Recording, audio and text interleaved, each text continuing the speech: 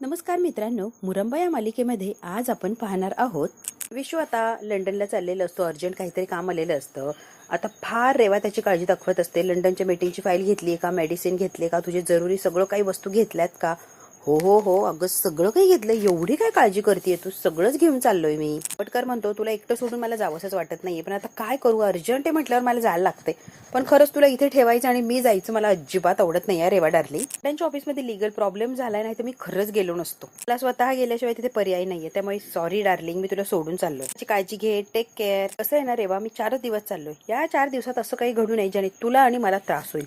कळतंय का? 4 दिवसात काही विचित्र घडू देऊ नको. सगळं काही छान आणि व्यवस्थितच राहू दे. तो परत येईल ना तेव्हा परिस्थिती अशी शांत आणि व्यवस्थित राहील अशी अपेक्षा करतो. चंदा बाय, काळजी घे. आणि आता घाईघाईने निघालेलं असतं तांबटकर, कारण त्याला लंडनला जायचं असतं आणि फ्लाईट उशीर झालेलं असतं. हाय, आता विशू तर निघून गेलेलं असतो. रेवाला पूर्ण सगळं काही तिच्या हातात आलेलं असतं आणि सगळंच्या सगळं मोकळं असतं. ती काहीही करू शकते, कारण तिच्यावर रोकटोक करणारा तांबटकर तिथे नसतो. तो आता गेलेला असतो लंडनला. तेव्हा जोर जोरात हसायला लागलेली असते. फार आनंद व्यक्त करते. ग साहेब असे अचानक बाहेर का गेले? त्यांचा प्रश्न करते रेवाला. काळ वेळ आहे की रे, कधी पण काम येतं आणि अचानक निघायचं. हा काळ ताई साहेबांच्या नशिबाच्या पलीकडे जाईल का? नाही, ताई ठरवेल तोच काळ आणि तीच वेळ. म्हणजे कसं आहे ना चंदा, विशू माझ्यासाठी धोका बनत चालला होता. प्रत्येक कामामध्ये रोकटोक करणार, मला शिकवणार, असं नाही तसं, तसं नाही तसं. फार शहाणपणा शिकवायला लागला, तत्वज्ञान द्यायला लागला होता. त्याला थांबवणं तर गरजेचं होतं, बरोबर ना? इन्व्हेस्टिगेशन काय काय काय काय प्रॉब्लेम क्रिएट करत होता. इन्व्हेस्टिगेशन, परत ते जेलमध्ये त्याच्यावर अटॅक झाला, त्याचं इन्व्हेस्टिगेशन बसवलं होतं. कोणी केला, काय केला, कशासाठी केला, फारच डोकं लावायला लागला होतं ग. थोडक्यात डोकं लावण्यापेक्षा माझ्या डोक्यात जायला लागला होता तो. वाटायचं की याचा काटा काढू की काय, पण नको, सोन्याची अंड देणारी कोंबडी आहे. मारून टाकली तर अंड कसं मिळणार? त्यामुळे असू दे, जिवंत ठेवू पण आपल्यापासून लांब ठेवू. म्हणूनच सगळा काही प्लॅन केलाय मी चंदा. त्यांच्या ऑफिसमध्ये असे काही सिनारिओज क्रिएट केले की ऑटोमॅटिकली त्या तिकडे जायला लागलं. आणि आता लंडनला गेलाय म्हणल्यावर तिथे गेल्यावर त्याला तिथे कसं बिझी ठेवायचं हे मी मॅनेज करणार. फक्त इथून तो गेलाय ना, तेच महत्वाचं आहे. फक्त 4 दिवसांसाठी. अगं तेच सांगते मी, तिथे बिझी कसं ठेवायचं माझं मी ठरवेल की. तू बघ, तो लंडनवरून लवकर परत येणारच नाही. जोपर्यंत आपलं काम होत नाही तोपर्यंत लंडनवरून त्याला परत मी बोलवतच नसते. यंदा आपला आजचा प्लॅन फसला आहे आणि त्या गुंडांनी आपल्याला फसवले हे विसरायला नको. पण ताब्यात घेतलंय असं खोटं सांगितलं आणि ते गुंड फरार झाले. चंदा तुला कळतंय का, त्यांनी चक्क फसवले आपल्याला, म्हणून अक्षय सक्सेस झालाय आज. डोंट वरी, विशू काय लवकर येत नसतो. त्याला लंडन मध्येच बिझी ठेवणार आहे मी, त्यामुळे तू विचार करू नको. तू फक्त इथल्या गोष्टींकडे लक्ष दे. आता वादळ येणार आहे, आता सांभाळून राहा. मोठं वादळ, भयंकर असं वादळ येणार आहे. आता वादळ येणार. रमा अक्षयच्या आयुष्यात अशी काय वाट लागणार ना त्यांची की तू बघत असेल. रमा अक्षयचं अस्तित्व कायमचं पुसून जाणार. वादळामध्ये ते अगदी नष्ट होऊन जाणार. रमा येत असते अगदी चिडचिड करत, धावतच आलेली असते. रागराग झालेला असतो तिच्यानुसार, संताप संताप. त्याच रागाने, त्याच याने ती आलेली असते आता रेवाला भेटण्यासाठी. चंदा आणि रेवा डिस्कस करत असतात की अक्षयच्या आणि रमाच्या आयुष्यात कसं वादळ आणायचं. रेवाकडेच वादळ चालून येत असतं. काय ग, आपल्या घराकडेच वादळ येते की काय? येऊ दे ना, कोण घाबरतय? माझ्या मिठीमध्ये सामावून घेते ते वादळ. येऊ दे येऊ दे, मी घाबरत नसते. चंदा, रमा अक्षय जेव्हा सैरवैर होतील ना तेव्हा खरी मज्जा आहे. अक्षय सुद्धा माझ्या मिठीत असणार. जेव्हा सैरवैर होतील ना तेव्हा भास एवढ्याच गोष्टीची वाट बघतीये. मला कळतच नाही की हे रेवाचं चाललंय तरी काय, काय विचार करते आणि काय प्लॅनिंग करते. चंदा सुद्धा थक्क झालेली असते रेवाच्या विचारशक्तीपुढे. इकडे आता अक्षय टेन्शन मध्ये असतो, विचार करत असतो. अनेक प्रश्नांनी त्याला गोंगाट घातलेलं असतो. चमकत असतात, वादळ येण्याची शक्यता असते. भयंकर असं वातावरण तयार झालेलं असतं. अक्षय विचार करत एकटाच थांबलेला असतो. लगेच आनंद येतो. आनंद म्हणतो, काय रे अक्षय, झोपला नाहीस का? एवढा शांत काय आणि तू कसला विचार करतोय अक्षय?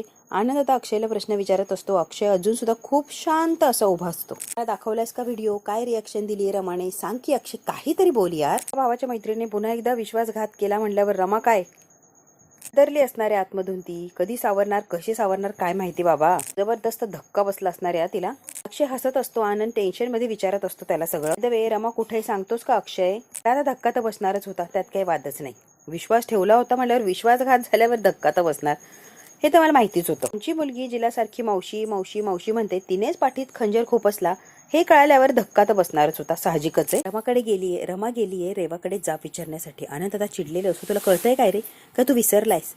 ती रेवा किती डेंजर आहे, ती काहीही करू शकते आणि कोणत्याही पातळीला जाऊ शकते. तरी सुद्धा रमाला तू एकटीला पाठवलंय. अक्षय तुला कळतंय का रे, किती किती संकटात टाकलंय तू रमाला. सगळं माहिती असताना, सगळं कळत असताना सुद्धा रमाला तिकडे का पाठवलंय एकटीला? अनंत आता चिडलेला असतो अक्षयवर. तुला कळतंय का म्हणून सारखा त्याला बोलतो. दगा फटका केला तर केवढ्याला पडणार आहे, तुला कळतंय का अक्षय, सिरियस काही घेतोय का गोष्टी. तिचं असं म्हणणं होतं की रेवा रमाची मैत्रीण आहे, तिने विश्वासघात केलाय, मैत्रीबद्दल तिने विश्वास तोडलाय ना. रमा एकटीच त्याला उत्तर देणारे आणि एकटीच तिला काय तो सोक्षमोक्ष लावणारे, म्हणून रमाला एकटीला जायचं होतं आणि मी सुद्धा जाऊ दिलं. दोघींच्या मध्ये मी तरी काय करणार, तुला काय करायचंय ना ते कर, म्हणून मी तिला जाऊ दिलंय. ती जे रुद्र रूप धारण करून गेली आहे ना, मला नाही वाटत रेवा तिचं काही केसालाही धक्का लावू शकते, कारण रमा आहे ती जोपर्यंत ती गोड तोपर्यंत गोड. एकदा काय ती चंडीचं रूप धारण केलं की मग कोणाची नसते, मला चांगलं माहिती आहे. जे काय करेल ना ते योग्यच करेल, डोंट वरी. अरे पण तुला कळतंय का, ती रेवा फार भयंकर बाई आहे, ती काहीही करू शकते. अक्षय रिलॅक्स दादा, रमा स्वतःला सावरू शकते आणि प्रोटेक्ट करू शकते, डोंट वरी. खूप टेन्शन आलेलं असतं त्याला, अजिबात आवडत नाही की रमा एकटी गेली आहे ते रेवाकडे. आनंद फार टेन्शनमध्ये असतो आणि अक्षय फार रिलॅक्स असतो. त्याला पूर्ण गॅरंटी असते की आता रमा नक्कीच काहीतरी धडा शिकवणारी आहे रेवा. काहीच होणार नाहीये दादा, रिलॅक्स, काय एवढं टेन्शन घेतोय तू. अक्षयला फुल कॉन्फिडन्स असतो की रमा रेवाची वाट लावणार म्हणजे लावणारच. आता मात्र रमा धाडकन असं रेवाचं दार उघडते आणि आतमध्ये हलेली असते. इतके वेगळ्या रूपामध्ये असते ती, इतकी तनतन करत गेलेली असते, डोळ्यामध्ये असा राग राग असतो. जोर जोरात रेवा रेवा असा आवाज देत असते दारातून. समोर चंदा आणि रेवा बसलेलेच असतात सोफ्यावर. त्या बघतात तर काय, रमा अशी अचानक रेवा फार मासूम तोंड करून तिच्याशी बोलत असते. दारात का उभी असी की आतमध्ये, अगं ये रमा, तू एवढ्या रात्री तेही एकटीच काय ग. अशी रेवा रमाच्या जवळ येते. रमा तिचा गळा पकडते आणि जोरात तिला अशी पकडून अशी दाबलेली असते. सोड माझा, मला रमा त्रास होतोय. रमा तिचा गळा सोडायला तयार नसते. रेवा अगदी श्वास लागण्याची पाळी आलेली असते. अगं सोड सोड, तरी सुद्धा रेवा सोड म्हणत असते, सोडण्याचा प्रयत्न करत असते. रमा काय गळा सोडायला तयार नसते. पक्का असं तिचा गळा पकडलेला असतो आणि आता त्याचा श्वास लागायला लागलेला असतो, तरी सुद्धा रमा अजिबात हलत नाही आणि गळा सोडतच नसते. जो काही तमाशा चाललाय चंदा मात्र बघत असते. गळा पकडून तिने सोडलेला असतो आणि सनकण अशी कानाखाली ठेवून दिलेली असते रमाने रेवाच्या. रेवाला चंदाला धक्काच बसतो की हे रमाचं चाललंय काय, माझ्याच घरात येऊन माझंच गचंड पकडते आणि माझ्याच कानाखाली देतीये, एवढं काय झालंय या रमाला. चंदा म्हणते, रमाताई काय करताय, सोडा बरं आमच्या मॅडमला, आणि हे काय चाललंय तुमचं. तिने गळा पकडलेला असतो. चंदा आता धावून गेलेली असते तिच्या अंगावर. सोडाय तुम्ही, काय करताय सोडा, पण ती काय तिचा गळा सोडायला तयार नसते. त्याच्यामध्ये चंदाला इतक्या लांब ढकलून देते की चंदाचा आवाजच बंद झालेला असतो. तिने रेवाला परत असं घट्ट पकडलेलं असतं. मला सोड रमा, मला सोड. रमा काय सोडत नसते. काय मोठा खेळ खेळलीस ग रेवा, कमाल एक कमाल, एक नंबर खेळ खेळलीस. सोड रमा सोड. काय ग, माझा विश्वासघात केला तेव्हा मी म्हटले का सोड, आणि आता मला सोड सोड करतेयस रेवा. एवढा मोठा माझा विश्वासघात केला, मैत्रीच्या आड चांगुलपणाचा मुखवटा जो पांघरला होता त्याच्यात इतकी घाण, इतकं भयानक रूप लपवून ठेवलं होतं रेवा.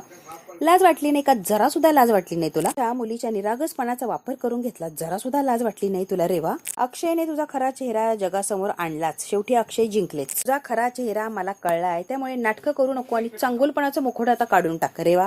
तू काय आहे ना, मी चांगलंच ओळखलंय रेवा, तुला मी कधीच माफ करणार नाही. सोड मला, तुझं फार झालंय. हे सगळं स्वप्न असतं. आता रेवा आलेली असते आणि रमा, काय ग अशा वातावरणात तू आली आहे, काही प्रॉब्लेम झालाय का घरी. रमा लगेच रेवाच्या पुढे हात जोडते. रमा जे काही वागले ते सगळं स्वप्न असतं.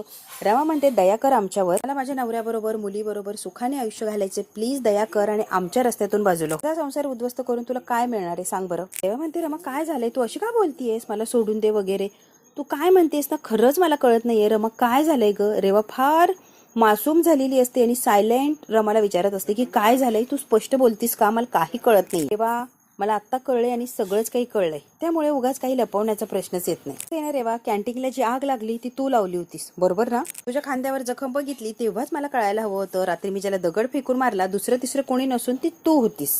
रमा हे सगळं काही सांगत असते आणि रेवा अगदी शांतपणे उभी असते, तिच्यावर काही एक परिणाम होत नसतो. विश्वास ठेवला, तू चांगली असे मी समजून घेतलं होतं, त्यामुळे तू असं काही करू शकते म्हणजे डोक्यात सुद्धा आलं नाही. आज तू हद्दपार केली आहे, अक्षयच्या ऑर्डरचा टेम्पो डायरेक्ट गायब केला, इतक्या खालच्या पातळीला उतरलीस रेवा. खरा चेहरा मला माहिती आहे, अक्षयने दाखवलाय म्हणून तुझ्या समोर उभी ना मी. आता रेवाच्या जवळ जवळ यायला लागलेली असते. हे बघ सत्य, तुलाही माहितीये मलाही माहितीये. आता लगेच चंदा येते आणि रमाचा हात पकडते. ताई साहेबांच्या जवळ यायचं नाही या रमा, मापात राहायचं. महत्वाचं, तोंड सांभाळून बोलायचं. तू आमच्या घरात उभी आहेस, लक्षात ठेवा रमा. चंदाने सुद्धा असली रंग दाखवलेलं असतं. साहेबांवर खोटे आरोप केलेले खपवून घेतले जाणार नाही, लक्षात ठेवायचा रमा. स्त्री लहान म्हणून इतक्या वेळ सहन केलंय, नाही तर कुठेच पोचवलं असतं कळालं सुद्धा नसतं. चंदा डायरेक्ट धमकी देते रमाला. चंदा काय करशील ग, नाहीतर काय करशील, विचारलंय का तुला काय करणार, असे शहाणपणा करायचं नाही या चंदा, शांत बसायचं. तू चालती हो रमा. चंदाला मध्ये इथून निघून जायचं रेवा, आणि मी बघते काय करायचं. म्हणते चंदा तू निघून जा. म्हणतेस तसंच झालं असेल असं मान्य करू, सिद्ध कसं करणार की मी सगळं केलंय म्हणून, कडे काय प्रूफ आहे ग.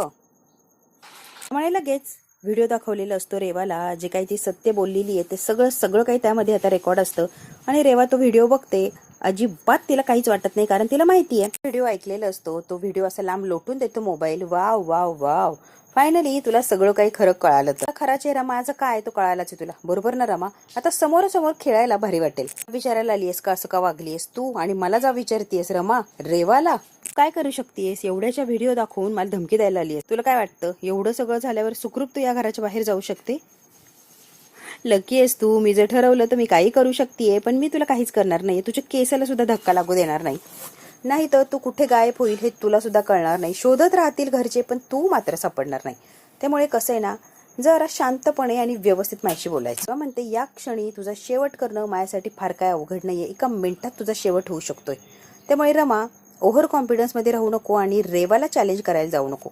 एका मिनिटात अशी काय गायब करील ना की कळणार सुद्धा नाही, लक्षात ठेव. आता अक्षय अजून सुद्धा रमाची वाट बघत असतो, ती कधी येणार काय येणार, कारण रेवावर विश्वास ठेवणं रिस्की आहे. रेवा काहीही करू शकते, कुठच्याही थरायला जाऊ शकते. अक्षयला हे माहितीच असतं घडत असेल, काय चाललंय असेल. आता काळजी लागलेली असते अक्षयला. मला एकटीला जाऊच द्यायला नव्हतं पाहिजे. आता अक्षयला रिअलाइज होतं, मी जर गेलो तो हातातली परिस्थिती अजून बाहेर जाईल, हाता बाहेर जाईल, आणि मग मला सावरणं कठीण राहील. त्यामुळे आता सध्या रमावर विश्वास ठेवणं एवढंच माझ्या हातात आहे. ती जी काय करेल ते योग्य. अक्षयला आता चलबिचल व्हायला लागलेली असते. रमाची काळजीही वाटत असते, कारण रेवाची त्याला भीती वाटते. ही पोरगी काहीही करू शकते. रमा सगळे हँडल करेल याला गॅरंटी असते. हो रेवा, तुला कळालं असेल, तुझ्या समोर अगदी बिनधास्त उभी आहे मी, न घाबरता. यावरून मी काय करू शकते याचा सुद्धा तुला अंदाज आला असेल. पुरावे घेऊन पोलीस स्टेशनला सुद्धा गेली असते, तुला एका मिनिटात अटक करायला लावली असते. तुला छोटी मोठी शिक्षा होईल, परत पैसे वगैरे भरशील, पॉवरचा वापर करशील, बाहेर येशील, बरोबर ना ग रेवा? आमच्या जीवावर उठशील. तेच होणार आहे एक्झॅक्टली. मग काय जीव घ्यायचं ठरवलं की काय रमा? कोणाचा जीव घेऊ शकत नाहीये रेवा. मी तू नाहीयेस ना, मी रमा आहे. काय करायचं सांग की रमा, तू म्हणशील ते आपण करूया. तुझ्यापासून मला कायमची मुक्ती हवी. माझ्या आयुष्यातून निघून जा. आमचं आयुष्य आम्हाला जगू दे. तू आमच्या आयुष्यात मला नकोय. कायमची निघून जा प्लीज. आमच्या आयुष्यात येऊ नकोस. माझ्या नवऱ्याबरोबर, मुलीबरोबर सुखाने जगायचंय, सुखाने आयुष्य काढायचंय, सुखाने संसार करायचाय. आमच्या आयुष्यात ढवळाढवळ करू नकोस. माझ्या पोरीच्या रस्त्यातून कायमचं निघून जायचं. तुला काय वाटतंय ग रमा? तू म्हणशील ती इच्छा पूर्ण करेल मी, तू म्हणशील आणि मी ऐकेल. तू सहजासहजी नाहीच करणार, किंवा नाहीच करणार अजिबातच. मला माहिती आहे की तुझी कल्पना आहे की इतके सहजासहजी आम्हाला नाहीच जगू देणार आहे, कारण तू रेवा आहेस. जर सत्य समोर आलंय, ही सगळं कारस्थानं करून आमचा संसार उद्ध्वस्त करायला बघतीये ना तू. माझा संसार उद्ध्वस्त करून तुला काय मिळणार आहे ग रेवा? सांगूनच टाका. मला अक्षय हवाय रमा, अक्षय. अगदी स्पष्ट सांगितलेलं असतं रेवाने की मला अक्षय हवाय. तुझ्या आयुष्यातली शांतीची किंमत फक्त आणि फक्त रमा, अक्षय. अक्षय मला दे आणि आयुष्यात कायमची शांती मिळव. आयुष्यात शांतता मिळेल, पण अक्षय नसेल. बघ डील मंजूर आहे. अक्षय फक्त आणि फक्त माझं असेल. चल दिला तुला अक्षय. अक्षयच हवाय ना, देऊन टाकते तुला अक्षय. रेवा हसत असते. रमा म्हणते एक गोष्ट लक्षात ठेव, ही देवाणघेवाण नाहीच, ही एक डील असेल आपल्यामध्ये. माझ्या मुलीबरोबर शांततेत राहू द्यायचं. त्या बदल्यात मी तुला अक्षय देऊन टाकणार, तोही कायमचा. अक्षयला स्वीकारताना एकटा अक्षय नाही स्वीकारता येणार. त्याच्याबरोबर त्याचं घर, त्याच्या जबाबदाऱ्या, त्याचं दुःख सुख सगळंच काही अक्षयच्या मागे येणार. सगळ्याची जबाबदारी तुला घ्यायला लागणार आहे रेवा. रेवा, तुझ्या ताकद आहे का अक्षयच्या सगळ्याच जबाबदाऱ्या स्वीकारण्याची? फक्त अक्षयला एकट्याला नाही घेऊ शकत आहे, सगळंच तुला सांभाळायला लागणार, तरच मी अक्षय तुला देऊ शकते. डील जर आधीच केलं असतं तर चांगलं झालं असतं ना. मला एवढा खेळ खेळायची गरजच पडली नसती रमा. हे डील करायला फार वेळ लावला ग तू. काय रमा, एवढ्या सहज साध्या गोष्टी पण किती कॉम्प्लिकेटेड केल्याच ग तू. अक्षय देऊन टाक आणि स्वतःच्या आयुष्यात शांतता मिळव. आपल्या दोघींमध्ये डील. आता अक्षय रमाने रेवाला देऊन टाकलेलं असतो आणि शांतता घेतलेली असते रेवाकडून रमाने. मला फक्त शांतता हवी आणि अक्षय हवा तर घेऊन टाक. अक्षयला हात मिळवणी केलेली असते रेवाने रमासोबत की अक्षय दे मला. डील झालेलं असतं. रमा निघून जाते आणि रेवाला फार आनंद झालेला असतो की फायनली अक्षय मला मिळणार आहे. चंदा आणि रेवा समोरासमोर उभे असतात, सेलिब्रेशन करत असतात.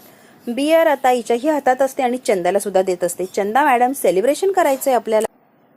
रेवा आता एक घोट घेते आणि म्हणते, चंदा आजपर्यंत आपण जे काही सेलिब्रेशन केलं त्यातलं सगळ्यात बेस्ट सेलिब्रेशन असणार आहे आजचं, कारण फायनली माझा अक्षय मला मिळतोय. माझा होणार, माझा झालाय, त्यामुळे मी रिलॅक्स फील करते आणि खूप आनंद झालाय चंदा मला. एवढी काय शहाणपणा करायची? आरती, माझा संसार, माझा अक्षय, माझी पोरगी उड्या मारत होती. शेवटी तिने अक्षयला सोडून दिलं फक्त तिच्या आणि तिच्या पोरीच्या सुखासाठी. माझ्या पायाशी लोटांगण घालत होती की फक्त मला आयुष्यात शांतता हवी आहे, तुला काय हवंय ते घे. आणि जसं काय मी अक्षय मागितलं एका मिनिटात देऊन टाकलाय. मला विश्वासच बसत नाही की तिने इतके सहज डील मान्य केली आणि अक्षय तुला देऊन टाकला. ते चिमटी काढ. अगो बाई, खरंय खरंच मिळालाय का तुला अक्षय? रेवा फार आनंदी असते. मग तुझ्या समोर येईल, पदर पसरेल असा विचारच केला नव्हता ग. तुझी माफी मागल असा स्वप्नात सुद्धा विचार केला नव्हता, पण तसं फायनली घडलंय. खरंच कमाल कमाल झाली हा प्रश्न जेव्हा नवऱ्याचा मुलीचा असतो ना तेव्हा काहीही होऊ शकतं, काहीही करू शकतंय. नवऱ्याला आणि पोरीला या दोघांना जर सेफ ठेवायचं असेल तर माणूस कुठच्याही थराला जायला तयार होतो. कोणी कितीही मोठा वाघ बनायचा प्रयत्न केला तरी वेळ आली की शेळी ही होतेच. वाघ असून काही उपयोग होत नाही, शेळी बनूनच त्याला चारा खायला लागतो. रेवा नावाचं वादळ जेव्हा रमाच्या समोर उभं होतं तेव्हा या वादळापुढे नतमस्तक झाले ती रमा आणि शेवटी तिने गुडघे टेकवलेच की शांत झाली. ऑटोमॅटिकली मला हवंय ते सगळं काही तिने मान्य केलं. या वादळासमोर त्या रमाला झुकावंच लागलं. बघितलं ना तू, शेवटी ती झुकलीस आणि मला जे हवंय ते एका मिनिटात तिने दिलंय. लगेच चंदा म्हणते हो हो अगदी बरोबर, तू जे म्हणते ते बरोबरच आहे ग. आता अक्षयला स्वीकारणार, मग तांबटकर साहेबांचं काय, तांबटकरचं काय करायचं तुला कळतंय का रेवा? एका वेळेला दोन दोन कशी तू हँडल करणार? आता बिचारे चंदाला प्रश्न पडलेला असतो की तांबटकरचं करायचं काय? 4 दिवसात 8 दिवसात तर परत येणार, मग काय उत्तर देणार तुला कळतंय का? आधीच जाताना सांगून गेलाय काहीही करू नको जेणेकरून मला आणि तुला त्रास होईल किंवा लाज येईल. चांगलं वागण्याचा प्रयत्न कर, त्याने आधीच बजावले. आणि तू जर असं काही केलं त्याला कळाल्यावर त्याच्या पायाखालची जमीन सरकेल की, याचा विचार केलाय का तू Reva? Chanda relax relax relax. एकदा का अक्षय माझा झाला ना तो विशूला या घरातच काय या देशात मी परतूच देणार नाही. असं काय बंदोबस्त करून टाकणार की कितीही विचार केला, कितीही प्रयत्न केला तरी विशू काय माघारी येत नसतो आणि इथे येऊन तो आमच्यात नाक खोपसणारच नाही. अक्षय आणि मी आमच्या दोघांचीच लाईफ असणार, तीही सुखाने. मग विशूला आमच्या लाईफमध्ये कुठेही जागा नसणार. तुला कळतंय का? माझं विश्व मी निर्माण करणार, विशू कुठेही नसणार या सगळ्यात. लंडनमध्ये इतकं बिझी ठेवणार की लंडनमधून त्याला बाहेर पडताच येणार नाही. फक्त फोनवर तो काय बोलणार तेवढं बोलणार, तो माझ्यापर्यंत पोहोचूच शकणार नाही अशी काही व्यवस्था लावणार आहे मी विशूची. त्याला माझी काही इकडची कोणाचीच आठवण येणार नाही, इतकं त्याला बिझी करून ठेवतीये.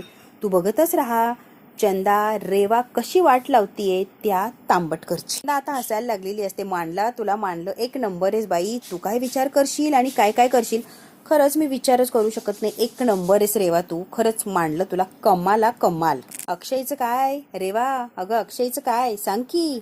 चंदा आता नको नको ते प्रश्न विचारत असते आणि हिला बोलतं करण्याचा प्रयत्न करत असते की पुढे आता अक्षयचं तुझं काय होणार. अक्षय रमाचा रिसर डिवोर्स झाला की सगळी लाईफ माझी सेटल होणार आहे, कळतंय का? लाईफमध्ये अंधार होणार रमाच्या आणि सगळं काही मिळणार ते फक्त आणि फक्त रेवाला. अक्षयसह आनंद सुद्धा येणार रेवाच्या लाईफमध्ये. तुला कळतंय का चंदा? मी सगळं काही सेट केलंय ग. फक्त हवं तसं गोष्टी घडू दे, मग काय काही वादच नाहीये. आपल्याला हवं तसंच होणार नाही, आपल्या प्लॅनिंग नुसारच गोष्टी घडत जाणार. तरी अक्षय माझा होणार, मग काय डोंट वरी, अजिबात टेन्शन घ्यायची गरज नाही. अक्षय माझा होणार, माझं जेवढं काही येते सगळं अक्षयचं होणार. जेवढं काही कमवलंय सगळं आणि सगळं फायनली अक्षयलाच मिळणार. काही स्वप्न बघितली ना ती सगळी पूर्ण करणारी चंदा. तू बघ आता सुखाने संसार करणार आहोत आम्ही राजा राणी. रेवा आणि चंदा आता सेलिब्रेशन करत असतात. फार आनंद झालेला असतो कारण रमाने अक्षय द्यायचं कबूल केलेलं असतं. त्यामुळे रेवा अगदी आनंदात असते आणि तिचे पुढचे प्लॅनिंग तिने आता सुरू केलेले असतात. मित्रांनो बघू आता रेवाने जे काही स्वप्न बघितलंय अक्षयला घेऊन ते सगळं काही पूर्ण होणार का आणि खरंच ती जे स्वप्न बघते ते पूर्ण होऊ शकतंय का? मित्रांनो इतकं सोपं आहे का रमाने अक्षयला सोडून देणं आणि रेवाला देणं? फक्त सुखाने राहायचंय तिला आरोही बरोबर, म्हणून कायमचा अक्षय रेवाला देऊन टाकेल का ही रमा? हे जर बघायचं असेल आपल्याला तर आपल्याला बघायला लागणार आहे पुढचा भाग. हा भाग इथेच संपतोय मित्रांनो, पण पुढच्या भागात काय होणार आहे अगदी आपण थोडक्यात बघायचं. तोंड वर करून अगदी सकाळीच अक्षयच्या घरी आलेली असते. सगळ्या फॅमिलीच्या समोर सगळ्यांना बोलवून घेते आणि म्हणते महत्वाचं बोलायचंय. रमा आणि रेवा दोघी समोर उभ्या असतात आणि रेवा मोठ्या आवाजात म्हणत असते, रमा आणि माझ्यामध्ये एक भयंकर असं डील झालंय. ते डील ऐकून तुम्हाला सगळ्यांना धक्का तर नक्कीच बसणार, यात काही शंकाच नाही. पण मी जे काही सांगतेय ते अगदी शांतपणे आणि मन लावून ऐकायचा प्रयत्न करा. असं डील झालंय की ती अक्षयला सोडणार आणि अक्षय मला देऊन टाकणार कायमचा. अक्षय मला हवाय आणि रमाला फक्त आरोही सोबत शांत असं आयुष्य जगायचे. त्यासाठी रमाने मला अक्षय देऊन टाकलाय कायमचा आणि हे सगळं तुम्हाला कळायला हवंय म्हणून मुद्दामून मी आली आहे. आणि हे डील साईन करण्यासाठी सगळ्यांच्या समोरच मी पेपर घेऊन आले. गुपचूप मला काहीच करायचं नाहीये म्हणून मुद्दामून तुम्हाला सगळं सांगूनच करतेय. अक्षय म्हणतो, रमा हे काय चाललंय आणि मला अजिबात मान्य नाहीये तुझं हे काय चाललंय. अक्षय तुम्हाला मान्य आहे किंवा नाही? मला काही मान्य नाहीच आहे. रमा म्हणते, अक्षय तुम्हाला मान्य आहे की नाही याच्याशी मला देणं घेणं नाहीये. मी फक्त माझं सुख आणि शांती मिळवली आहे. तुम्ही या बाईकडे कायमचं जायचंय आणि माझ्या आयुष्यात शांती द्यायची आहे मला. तुम्ही जर रेवाकडे गेला तर रेवा सगळ्यांना सुखाने जगू देऊ शकतीये. तुम्ही जोपर्यंत माझ्याकडे आहात तोपर्यंत रेवा कुणालाही शांतीने जगू देणार नाही. त्यामुळे मी तुमचा विचार घेतच नाहीये, तुम्हाला डायरेक्टली सांगतेय, तुम्हाला जायला लागणारे रेवाच्या बरोबर, तेही कायमचं. आमच्या सगळ्यांच्या आयुष्यात जर सुख यायचं असेल तर तुम्ही रेवाकडे जाणं फार गरजेचं आहे अक्षय. फक्त आमच्यासाठी हे करायचंय, तुम्हाला आपल्या सगळ्यांच्या सुखासाठी करते, त्यामुळे एवढं तर तुम्हाला ऐकायलाच लागणार आहे अक्षय. मी माझ्या डोक्यावर हात ठेवून वचन दिले की माझ्या सगळ्या इच्छा अपेक्षा तुम्ही पूर्ण कराल, काहीही प्रश्न न विचारता. त्यामुळे तुम्हाला आता तेच करायचंय जी तुम्हाला मी सांगते. तुम्ही रेवासोबत जायचं आणि आयुष्य तिच्याबरोबर घालवायचंय. तुम्ही तिच्यासोबत गेलात तरच आम्ही सुखात तिकडे राहू शकतो. अक्षय रडायला लागलेला असतो, हात जोडत असतो. असल्या वचनात मला अडकू नको आणि माझी लाईफ अजून कॉम्प्लिकेट करू शकू नकोस. कारण तू जर माझी लाईफ इतकी कॉम्प्लिकेटेड करत असली तर मी जगणं अशक्य आहे.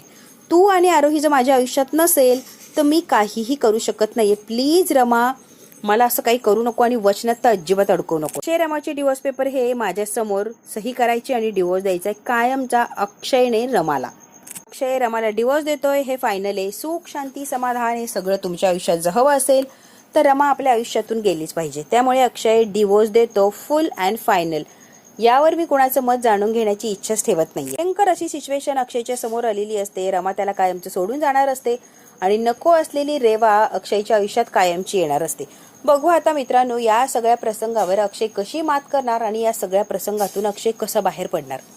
रमाने एवढा मोठा निर्णय अगदी सहज घेतलाय, तो योग्य असेल का आणि रेवासोबत अक्षय सुखाने राहू शकेल का, हे जर बघायचं असेल मित्रांनो तर बघायला लागणार आहे आपल्याला पुढचा भाग.